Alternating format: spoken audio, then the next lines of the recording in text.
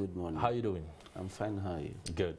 And Fiona Namazi, you are a social worker with the organization that slightly skips me. It's Rehab Uganda. Rehab Uganda. Yes. Many thanks for that reminder. And of course, we have Mr. Damon Wamara, Executive Director of Uganda National Child Rights Network. Yeah. Okay. There's a lot that is going on, especially when it comes to trafficking. Now, what we hear often is the usual, bangers about the fact that people are going out of the country, others ostensibly to go for work abroad. But we do understand that within those pockets of the flow of humans, whether they are young or old, there is a massive exploitation going on. You work with an organization that has the numbers on its fingertips. You know exactly what is going on. Just give us a picture of where we are as a country. Thank you very much for the question. Just to let us know that already the definition of trafficking in persons is under the Prevention of Trafficking in Persons Act 2009, which clearly stipulates that trafficking in persons includes the transportation, the harboring, the transportation, by means of the transportation, harboring, and then also exploitation of people who are victims of trafficking. And the whole conversation in that is because Uganda realized that there were people who are being exploited, there were people who are being taken advantage of. According to the report released by the National Task Force on combating trafficking in persons, the statistics indicate and show to us that the largest number of persons who are being trafficked are internal traffickers. We have internal trafficking, which manifests through housemaids bringing young girls to be housemaids in our homes, bringing children into forced begging on the streets of Kampala and other streets of other cities also, as we see it manifest. It also means commercial sexual exploitation, which happens in brothels, which happens in bars where girls are also used. It also manifests itself through child labor. And according to the statistics, it shows us that the children are the most affected. They're the largest number of victims internally, while cross-border, the largest number are the adults who are trafficked cross-border. And what does that mean for us? It means that internally we perform worse than those that go out. We do more trafficking internally than outside, because there's also child marriage. I'd forgotten to add on child marriage and FGM. And we have seen all the stories that have appeared on news and different other places around this issue of child marriage and FGM and all the other purposes.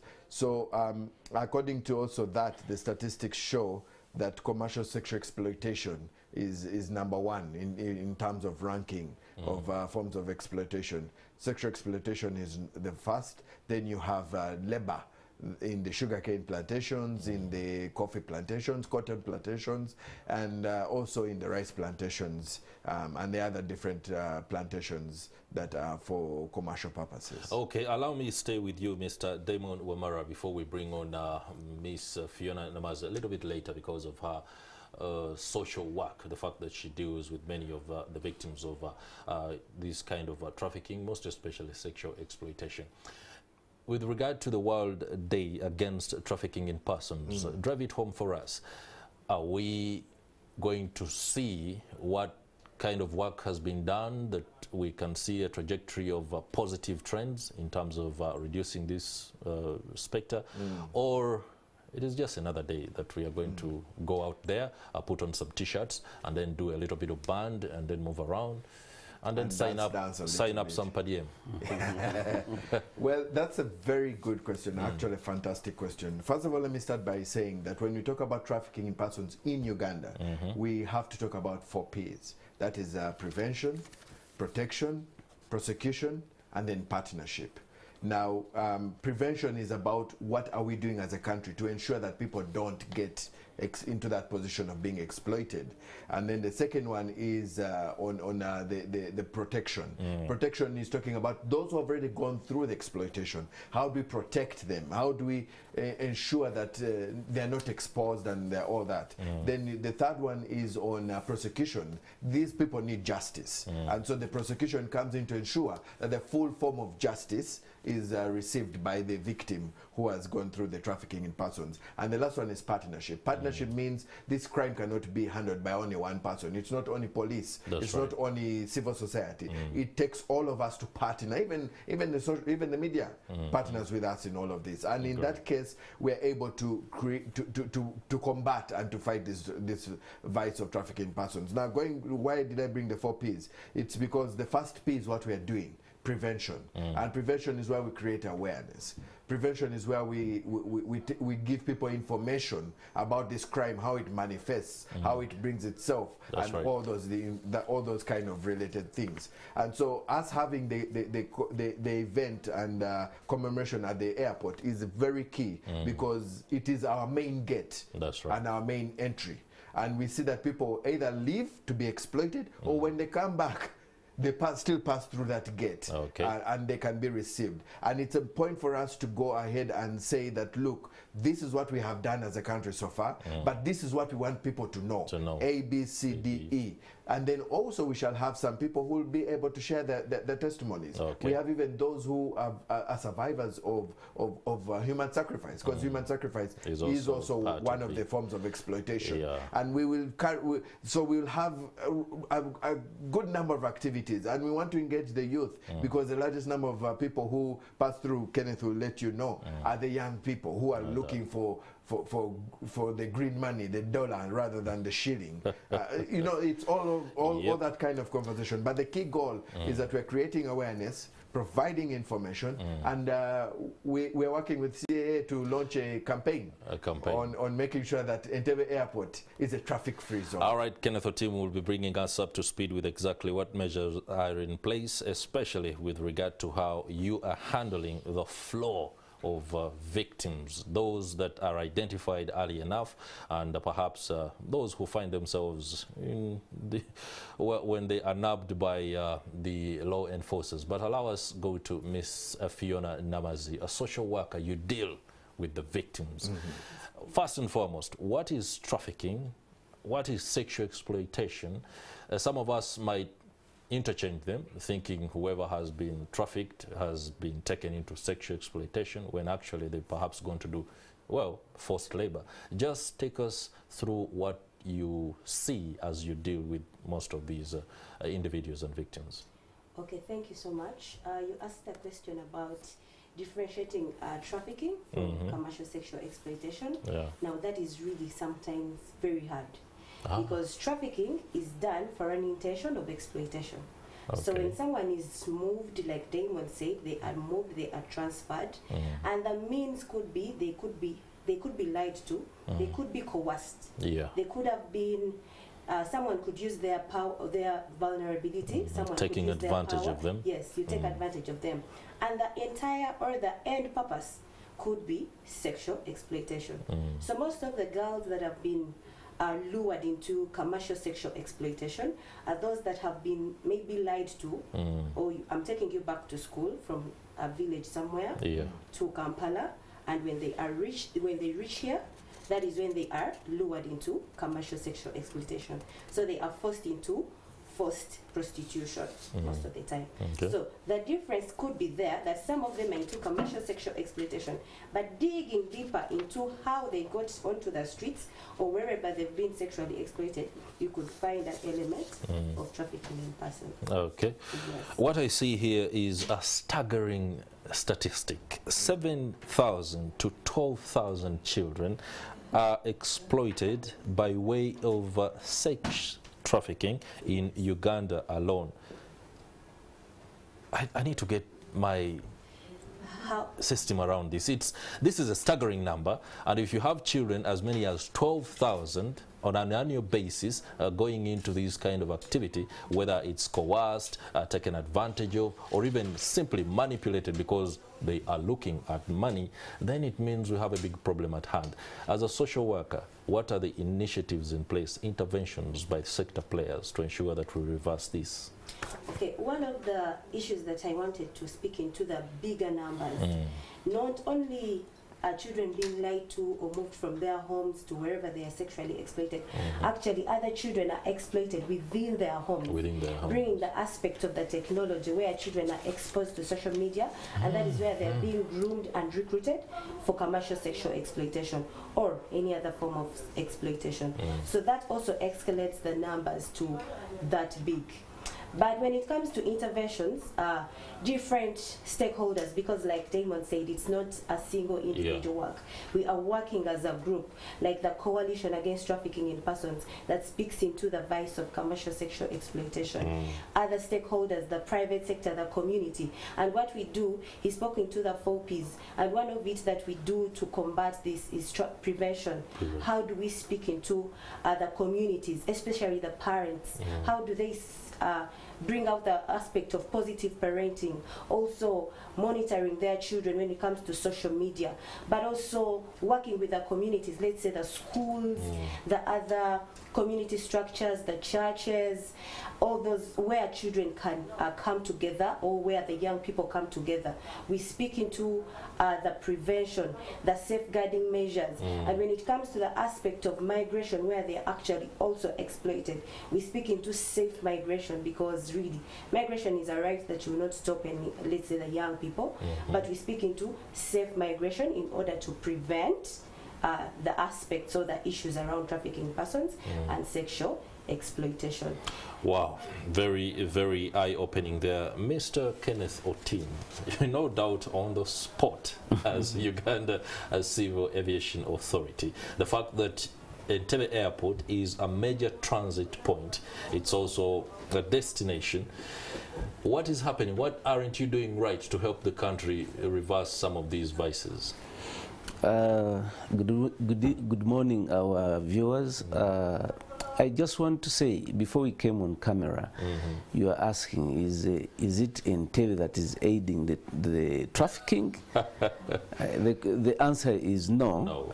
Actually, we are in a preventive mode, in that before you have heard of stories, people being refused to exit the country. That's right. Because they never had the necessary documents for them to exit the country. You reach the immigration point, and some come with visit visas, but they even don't know the person they are going to visit, wherever they are going. And we have had people coming individually, they are going to work abroad. And indeed, they have not gone through the Ministry of Gender, Labour and Social Development. So those have been the issues that we have been fighting as an airport. And we have been offloading so many of these young girls and boys. Now, why are we holding this event at the airport? I think the airport is the main entry and exit. And you're not going to walk to Dubai on foot. You're going to use air transport.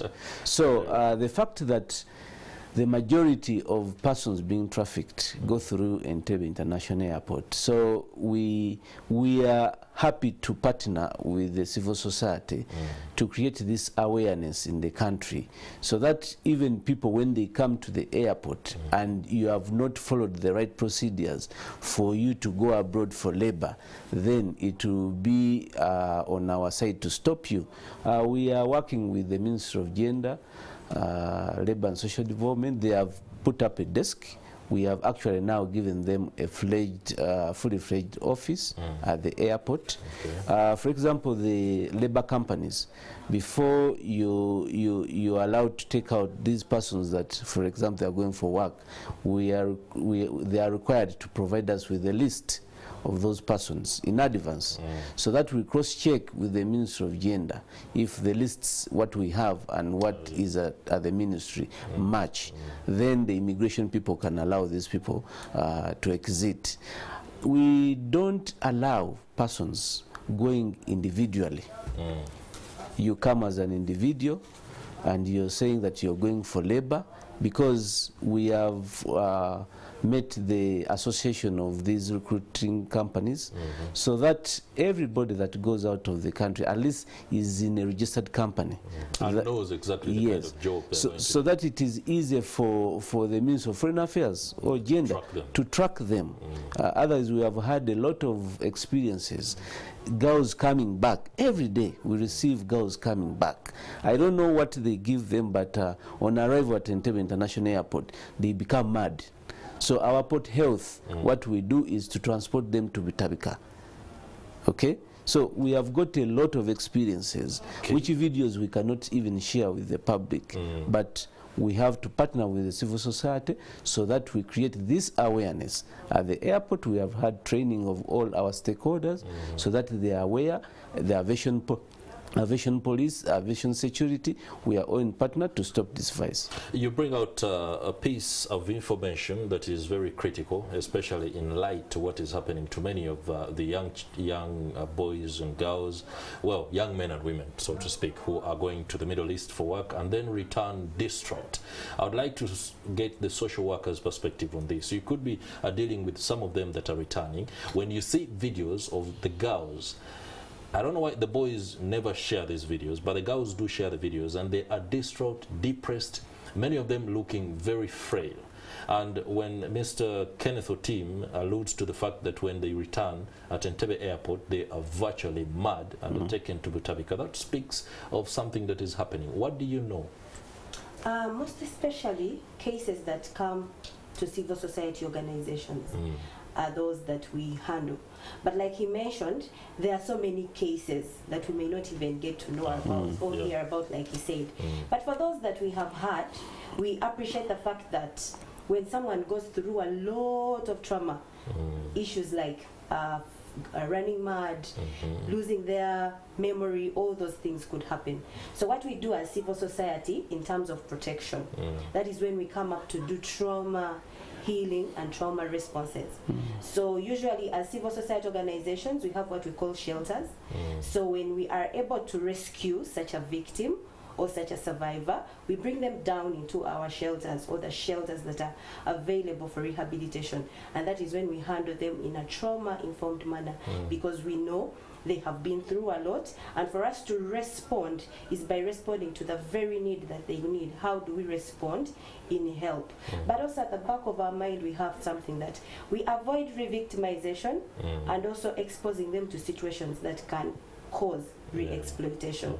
So as we are trying to advance healing, we are also protecting so that history does not repeat itself. So there is a very great likelihood that a person who has been exploited is likely to fall back into that again, because if not well handled, if you have not addressed the real issue, let's say addressing the push factor, they could have left because maybe they had a dysfunctional family, they were looking for employment. So what we do as stakeholders, we come together and see how do we address the push factor for this victim, case by case.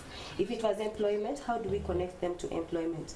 But also speaking to them, or that psychosocial speech of you can do it in Uganda and you can succeed here to avoid re-exploitation. Or if you feel you want to re-migrate for labor, migrate safely to avoid exploitation. All right, on that note, lady and gentlemen, allow me just transition very briefly to awaiting that election result on Thursday. You'll be able to bring us the latest. Allow us return to the conversation that we were on before we went for that live update. Mr. Damon Wamara, take us through the prosecution P of the 4 that you shared earlier.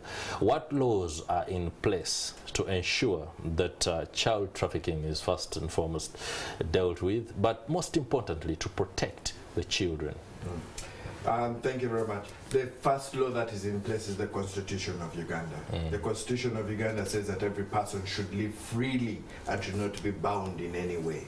And also the Constitution of Uganda protects children from being exploited in forms of any form of work, labor, whether it is labor, commercial sexual exploitation, or any other form of exploitation. Then we have the Children's Act as amended 2016 that also calls for children to be in school and not being used in any form of work. We have the education policy, the Education Act, and also the education policy that emphasizes education as a first priority for every child. And every household should ensure that the child is in school and not in any form of exploitation or workplace. We also have the Prevention of the Trafficking in Persons Act, as I mentioned earlier on, and this definitely gives a definition of what trafficking is, and then also highlights that if you actually do traffic a child, you can be committed on aggravated trafficking in persons, which calls for the life sentence. Okay. And then we have the prevention. The most recent law we have that also protects children is the prevention, the prohibition and prevention of human sacrifice that was just passed in 2021. And this one here protects the children, especially those who are trafficked for the purpose of human sacrifice. We have the penal code. We have the National Action Plan. We have a National Action Plan for the implementation of the PTIP Act, the prevention of trafficked persons, and we have the National Referral Mechanism that also gives us guidance on how to refer victims of trafficking. All right, thank you very much, Damon Wamara, for that. I will just ask Mr. Kenneth Otim to tell us about the day and what exactly, how shall people access the airport, because there's already, usually on a daily basis, there's commotion on, hey, you need to check on this and this. So how is this going to play out?